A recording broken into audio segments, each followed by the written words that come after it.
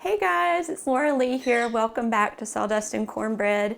I'm here. I'm feeling a little congested today, so just overlook my voice. I'm in my messy kitchen because we thought our dishwasher was out of commission and we were going to have to hire somebody to come in and fix it.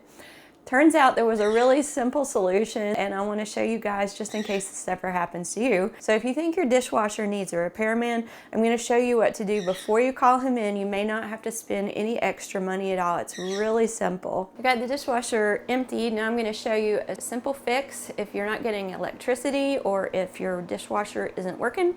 First thing you're going to do is close your dishwasher, make sure everything's rolled in. And the very first thing we want to do is check if there's anything blocking the door. Wait, a lot of the new models you can hear a little chime and you know that it has latch. Well, mine wasn't even doing that. So the first step would be, before you disconnect it or anything, to make sure that there's nothing blocking any of the sensors and that all of your different levels here, your different trays, are going all the way against the back so that it's not jamming the door. I checked all around my door and I made sure that nothing was blocking the sensors and that the trays that roll out were going all the way back. So that was my first step, to make sure that there's nothing blocking any contacts. The next step is to find your breaker box and switch off the breaker that goes to your dishwasher. We don't want to get zapped while we're working on it. Don't be afraid of electricity. As long as everything's turned off and disconnected, you're going to be fine. I have the faceplate off of the breaker box right now because I was rearranging some things and labeling. If you haven't done this, I really recommend that you put a little piece of the sleeve from the outside of the cords that go on there so you can label which one. It makes it so much easier in times like this to find the one that you need to flip.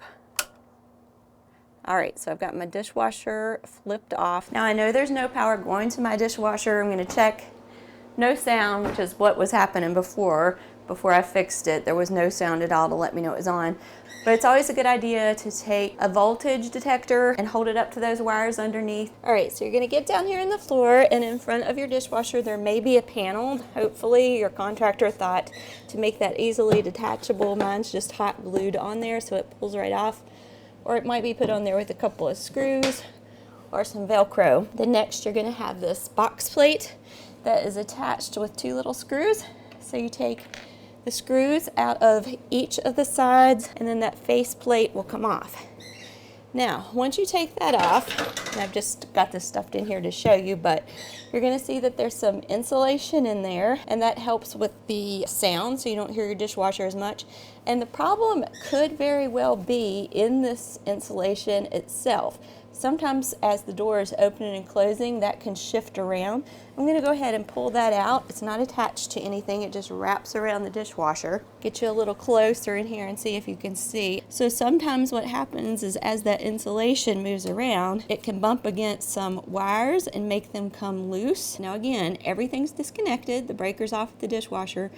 You're not going to get shocked messing around under here. There are different little plugs and cables in here. A great tip is to grab your phone and use the light. That way you can see in there.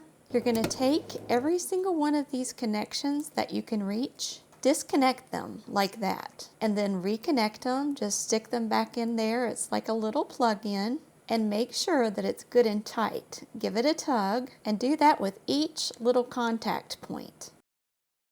If you're having trouble seeing the parts up at the top, you can always put a mirror under there, and that will reflect the top so you have a clear view to work with all of those connections. And chances are that the insulation and the movement of the dishwasher has caused one of these little guys to come loose. That could be the only problem with your dishwasher. You may not need to pay a repairman to come out. You've handled it yourself. I turned the power back on at the power box and I could hear the chime from downstairs, and as you can see, the panel's lit up. So for just a few moments of your time and no cost at all, you can fix your dishwasher if that's the problem. If you retry the connections and flip the breaker back on and it's still not working, you may need to call your dishwasher repair person. I hope this helped you guys. Now I've got to clean the kitchen, but that's a whole lot better than doing dishes by hand in the sink in my book any day.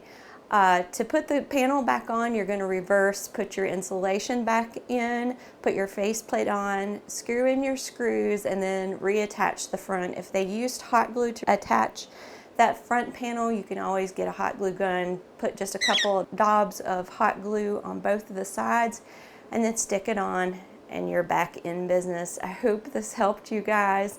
I will talk to you next time, hopefully with a better voice. And Loki and I say goodbye, and we'll see you next time. God bless.